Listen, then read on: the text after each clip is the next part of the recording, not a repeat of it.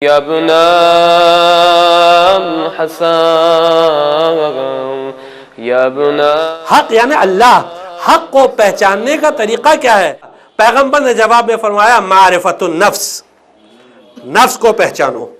مومن اس وقت تک مومن نہیں کہلا سکتا جب تک کہ اس میں تین خصلتیں نہ پائی جائیں۔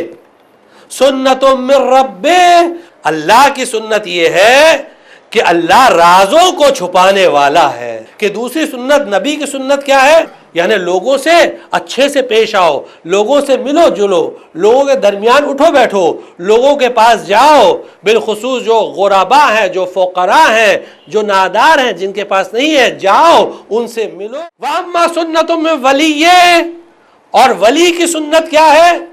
ولی کی سنت یعنی امام کی سنت کیا ہے؟